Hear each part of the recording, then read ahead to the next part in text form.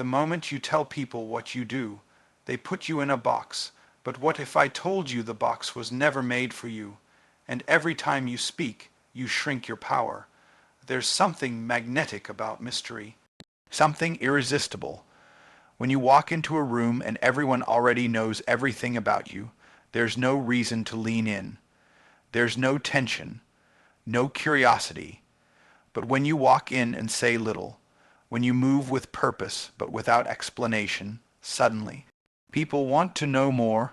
That's because value increases with scarcity, but it's magnified through mystery. The world is full of noise. Everyone's shouting their highlight reel. Everyone's broadcasting their accolades. Look at me. Look what I do. Here's my bio, my stats, my profile. But here's the truth. What's familiar becomes invisible, and what's always explained loses its edge. When people can figure you out in one sentence, they'll put you in a box. And here's the danger. Once they put you in that box, they stop exploring who you are, not because you have no depth, but because you gave them all the surface too soon. Mystery, on the other hand, invites investigation. It demands attention. It sparks questions that only experience can answer. Think about luxury. Think about the things in life that are truly high value. They don't scream. They don't beg for attention. They whisper. They're subtle. They're strategic. The most expensive restaurants don't put pictures on their menus. They let the presentation speak when the plate arrives. The best watches aren't advertised with flashing lights. They're worn quietly by people who don't need to tell time to tell status. When you hold back details, you force people to pay attention to your essence. And when they do that, they discover something more powerful than a title. They find depth. They feel something unspoken. That's the difference between information and influence. One fills minds. The other stirs hearts.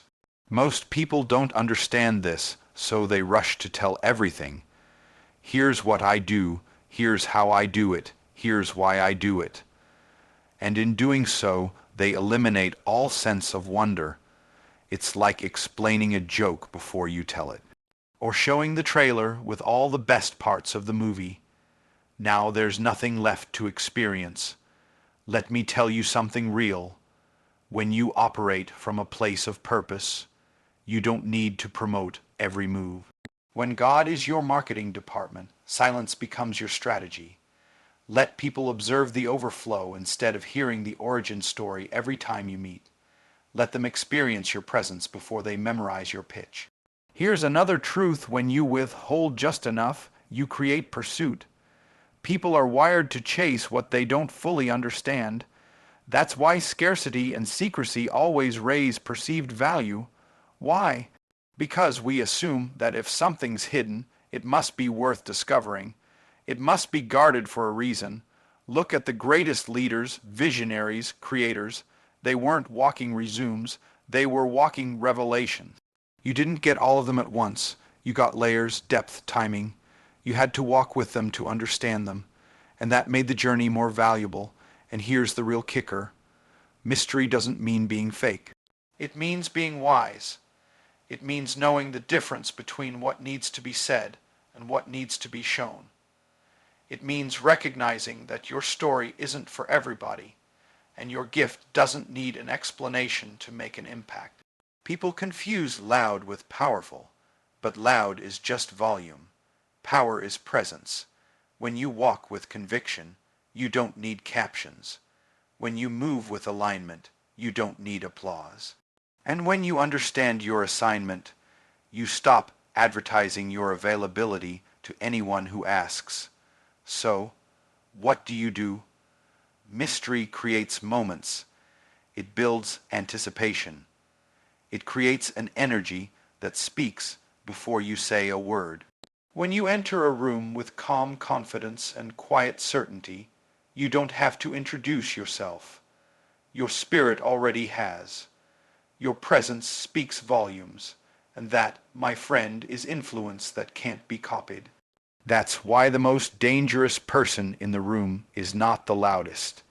It's the one who speaks last, the one who listens, observes, measures, and when they finally speak, people lean in not because they were loud, but because they were rare.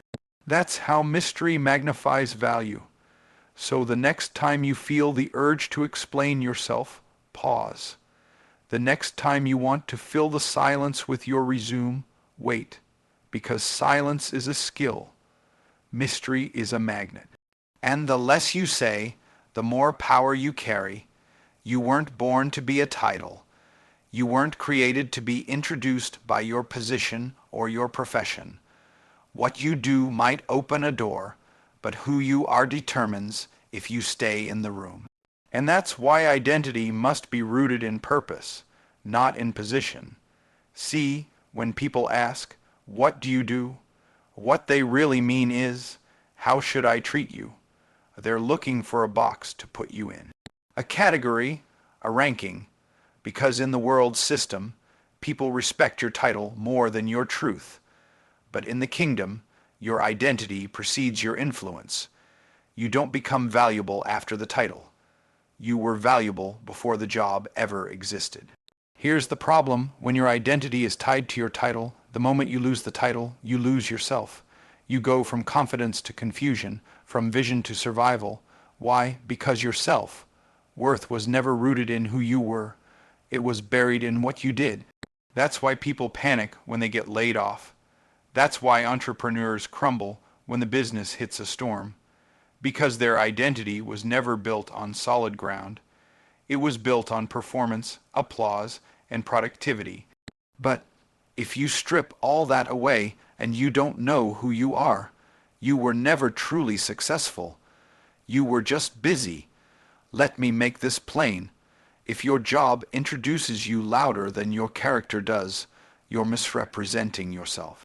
If your bio gets more respect than your behavior, you're selling a version of you that's fake.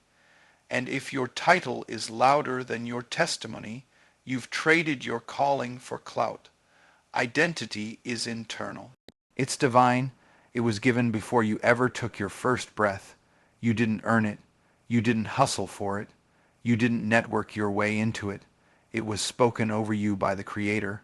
You are fearfully and wonderfully made. Not you are vice president of sales. Not you are CEO of a brand.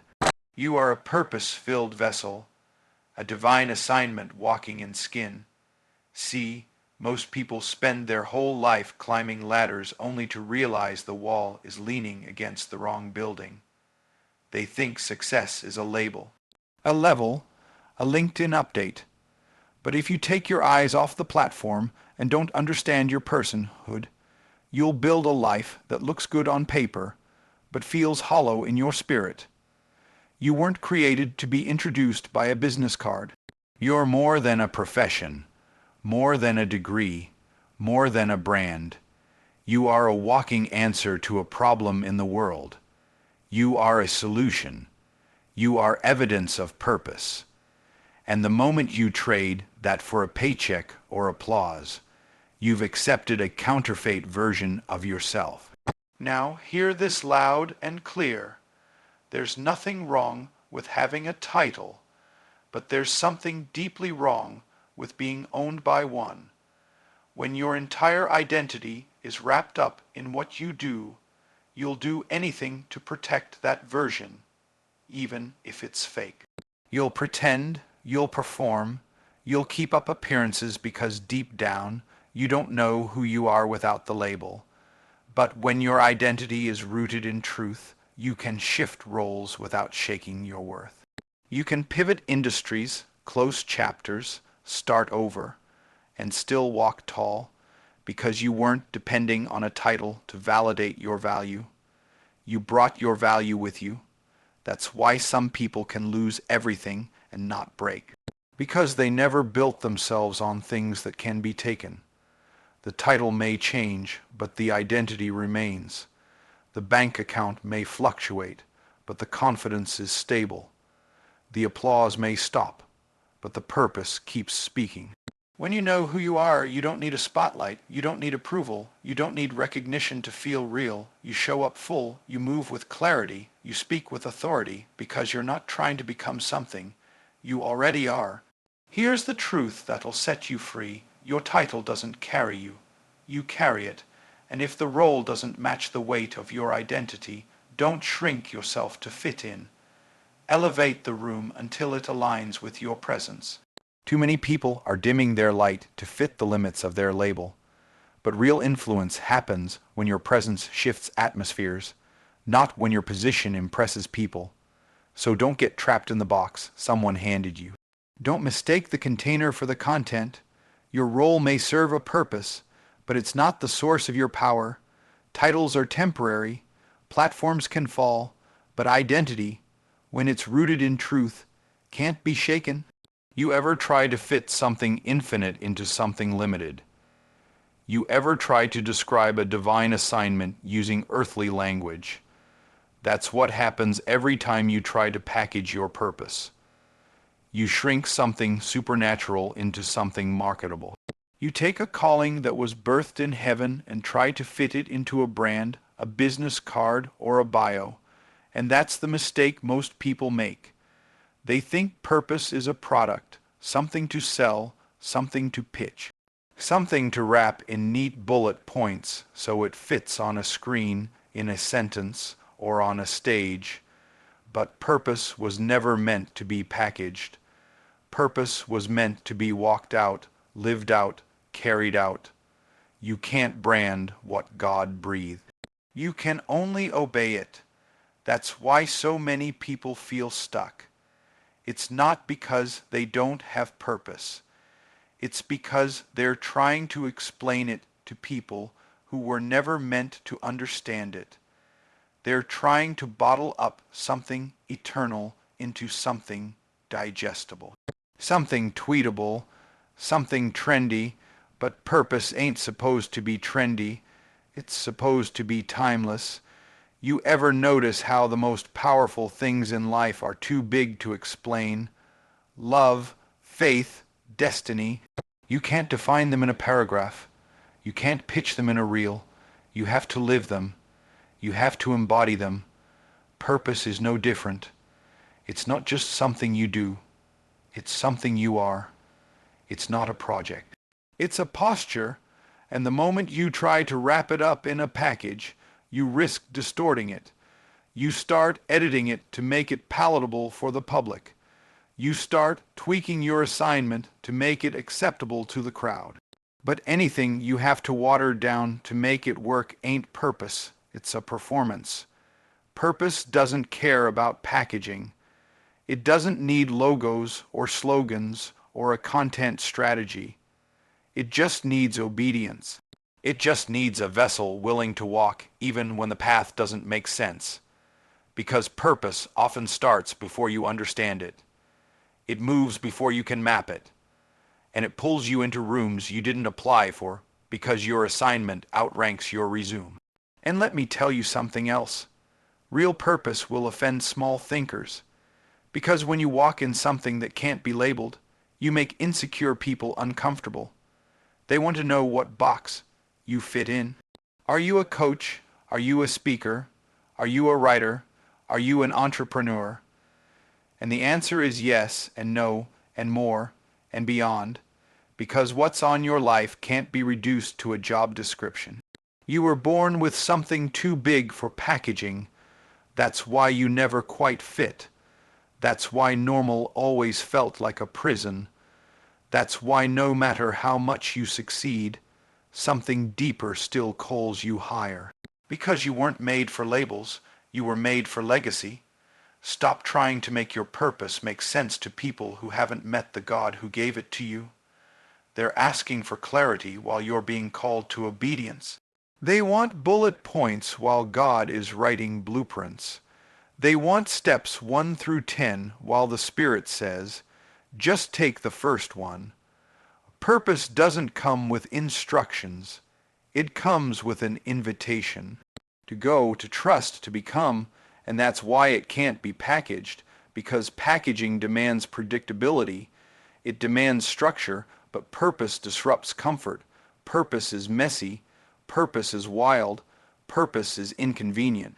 Purpose will pull you into places you never planned to be, doing things you never saw coming, blessing people you never thought you'd meet. And here's the dangerous part. The moment you try to sell your purpose, you make it negotiable. You start trading obedience for opportunity. You start customizing your assignment based on what sells, what trends, what gets attention. But favor can't be monetized, and calling can't be commercialized. You can be paid for your skill, but your purpose is priceless, so don't dilute it, don't dress it up, don't edit it down to make it easier to digest. Let it be raw, let it be real, let it be rough around the edges. You're not here to fit in a category. You're here to create impact. You're here to disrupt patterns. You're here to bring heaven to earth, not just build a brand that looks good online. People will tell you you need a niche. And yes, that might work for marketing. But purpose doesn't need a niche. Purpose is the disruption of niches. You weren't made to blend in. You weren't made to follow a formula. You were made to break molds, blaze trails, and carry a sound that can't be copied. So, if people don't get what you do, that's okay. They're not supposed to, because you weren't made to be explained. You were made to be experienced. There's a language that speaks louder than credentials, a voice that echoes further than a bio. It's not your title, not your degree, not even your experience. It's your results. Results are the fruit that validate the root. They are the proof of performance. The undeniable evidence that what you say isn't just theory. It works. We live in a world where everyone's shouting their qualifications. Look at my background. Look at my training. Look at where I went to school. Look at what I used to do. But none of that means anything if your present reality doesn't match your past presentation. Results don't care about your paperwork. They care about your productivity. See, a resume tells people what you've done. But results show them what you're doing. A resume is a snapshot of the past. But results are a preview of your legacy. And the truth is, when your life produces real, measurable impact, you don't need to explain who you are. The fruit speaks for you. You ever meet someone who talks circles around success, but never actually lives it? They can quote the books, name the gurus, recite the methods. But when you look at their life, there's no movement, no traction, no change, because they've mastered the art of sounding successful, but they've never become fruitful. There's a big difference. The world is tired of talkers. The marketplace is exhausted from overpromisers and underperformers. What we need is evidence. We need receipts. We need real transformation. And here's the secret. You don't have to convince people when you're carrying proof. You don't need to sell when you're producing change. Because transformation sells itself. Let your work speak. Let your execution echo. Let your results testify to what your mouth never even had to say. You don't need to chase opportunities when your fruit starts attracting the right eyes. Because when the right people see the right results, they don't ask for your resume. They ask for your availability. You ever notice how the most respected people in any field are rarely the loudest? They're not always posting, not always promoting. But when they move, people notice because what they've built carries weight. Their consistency commands attention. Their excellence makes noise, even in silence. That's the power of results. It's not about how often you show up in people's feeds. It's about how consistently you show up in people's lives with value, with solutions, with answers. When people can trace their growth back to your gift, you don't have to beg for influence. You become the standard, and here's the truth. Your resume might impress for a moment, but your results will influence for a lifetime. A title may open a door, but your fruit is what keeps the door open. You can only fake value for so long before the market calls your bluff.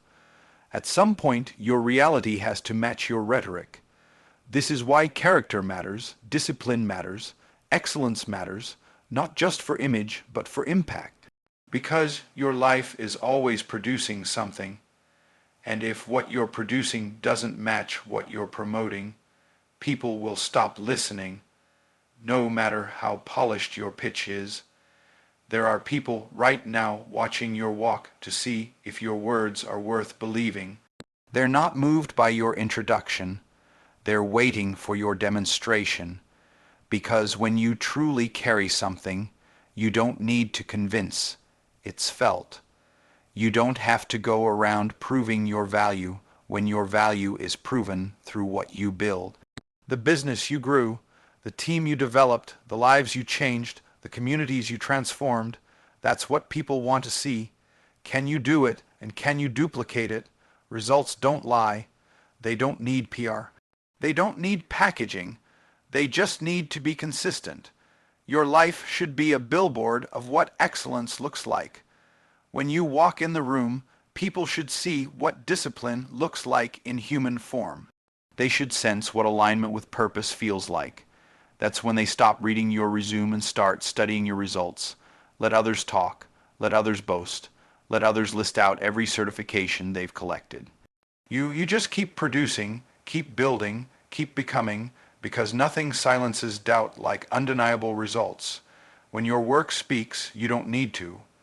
When your life moves with clarity and consistency, the right people find you. They don't care where you went to school. They care what you've built. They care what problems you solve. They care how you show up under pressure. So if you've got results, lean into them. If you don't, go build them. Because the most powerful introduction you'll ever have is not what you say. It's what you've done. Silence is not weakness. Silence is not fear. Silence is not a lack of confidence. Silence, when used by the wise, is a weapon. It's a strategy. It's power under control. Because sometimes the most powerful thing you can do is say nothing at all and let the fruit speak. See, the world has convinced us that if we're not talking, we're losing. That if we're not visible, we're invisible. That if we're not loud, we're not strong. But that's a lie, because real strength doesn't need noise. It carries its own weight. Real confidence doesn't broadcast. It just walks in the room and shifts the atmosphere. Silence isn't passive. It's precise. It's intentional. It's a decision to observe before acting. It's a choice to listen when others rush to speak.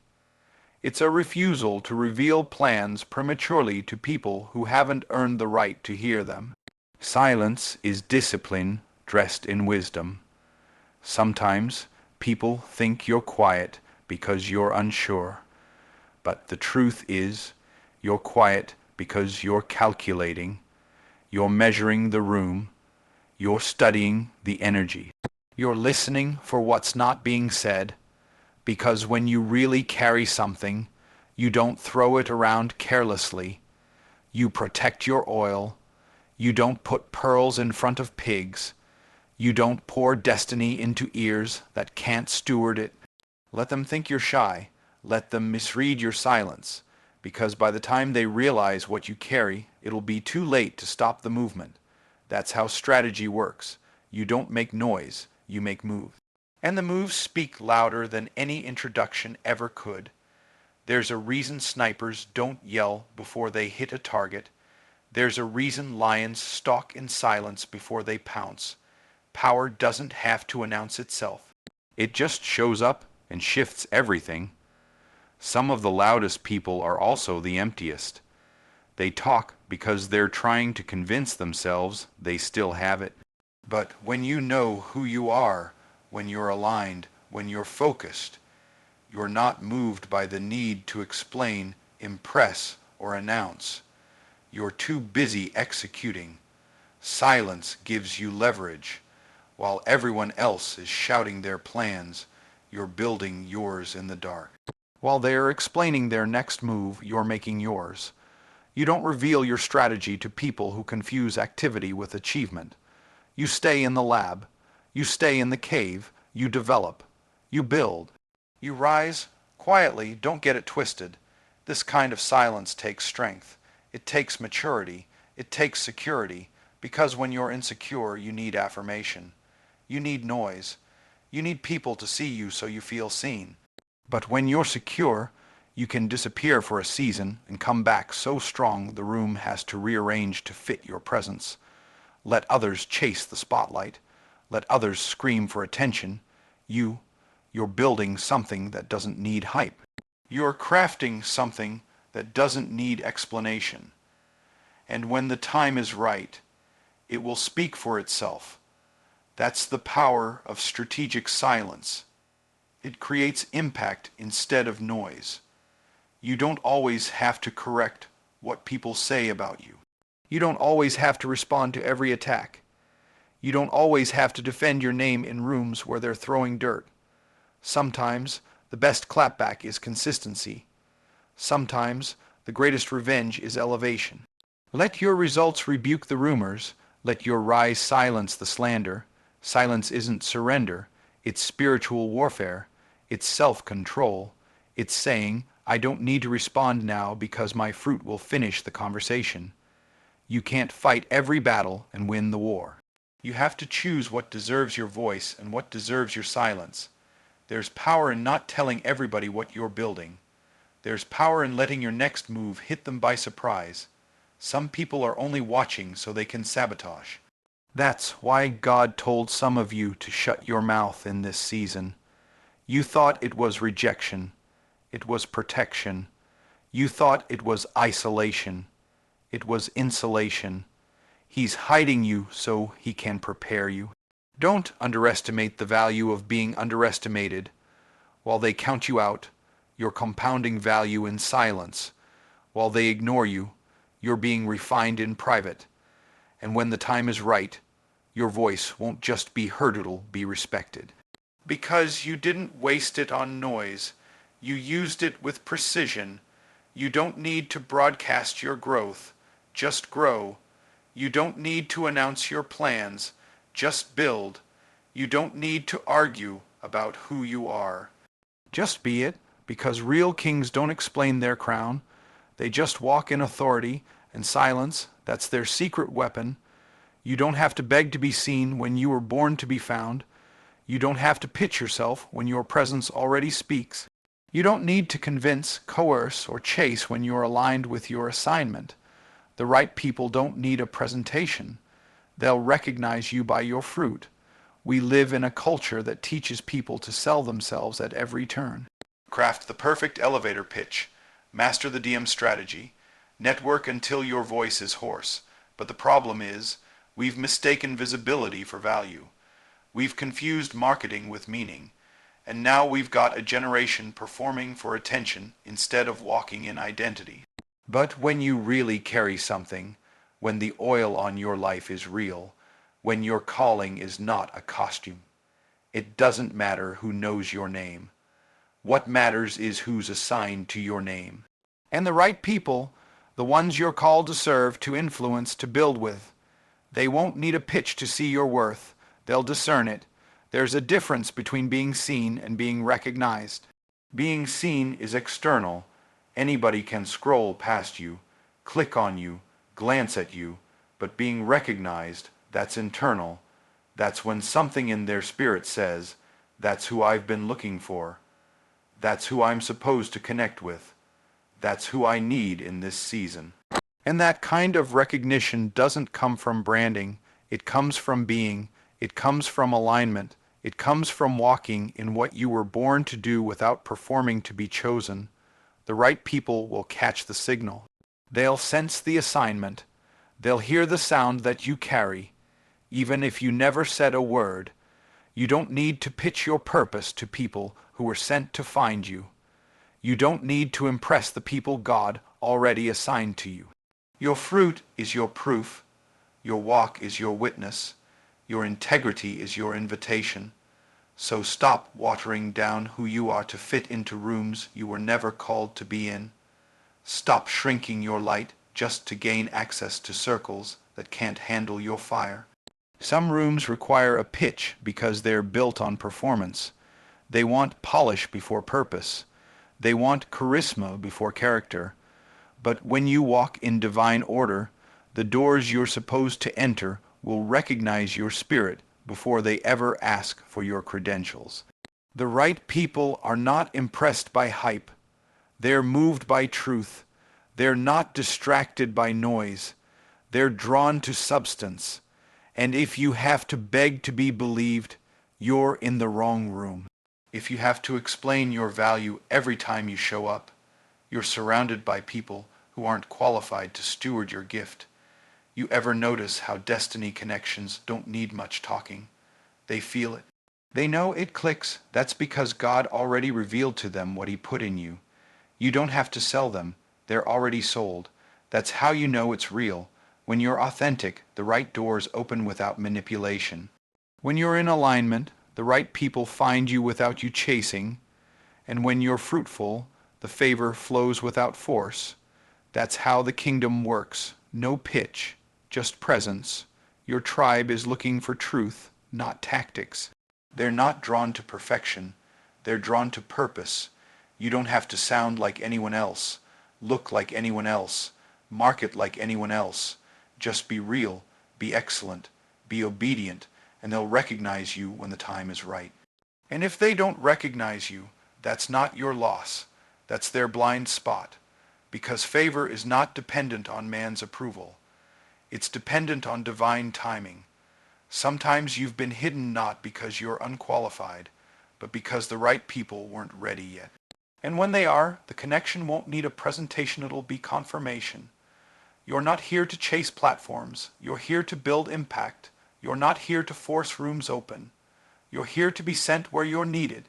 And when you get there, your essence will introduce you, your story will validate you, and your results will affirm you. So stop rehearsing the pitch.